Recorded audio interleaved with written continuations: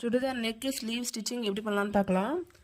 இதுக்கு வந்து sleeve cut பண்ணியிருக்கிறது ஃபஸ்ட்டு பாட்டம் வந்து ஃபோல்ட் பண்ணி இந்த மாதிரி அடித்து எடுத்துக்கோங்க.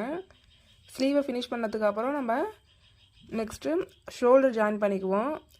பேக் சைடு வந்து கீழே வச்சுட்டு ஃப்ரண்ட் சைடை மேலே வச்சு இந்த மாதிரி தலைக்கீழே வச்சு ஜாயின் பண்ணிக்கோங்க. ஷோல்டர் ஜாயின் பண்ணும்போது எப்போதுமே 3 தையல் போட்டுக்கோங்க. ஏன்னா வந்து இது அதுக்கப்புறம் நம்ம ஸ்டிச் பண்ண முடியாது. ஸ்லீவ் ஜாயின் பண்ணதுக்கப்புறம் நம்ம அட்ஜஸ்ட் பண்ண முடியாது. அதனால் வந்து பர்மனெண்ட் தையல் வந்து 3 இது போட்டுக்கோங்க.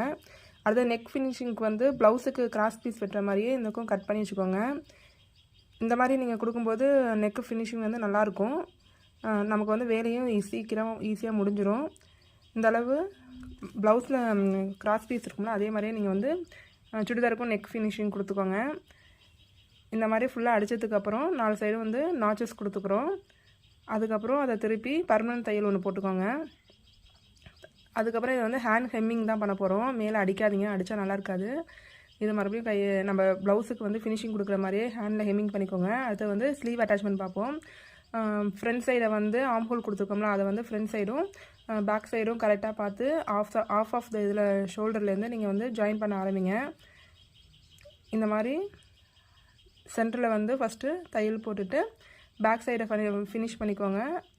பேக் சைடு ஃபினிஷ் பண்ணோன்னா அப்படியே ரிவர்ஸில் ஃபுல் ஆம் ஸ்லீவையும் வந்து தைச்சி எடுத்துக்கோங்க.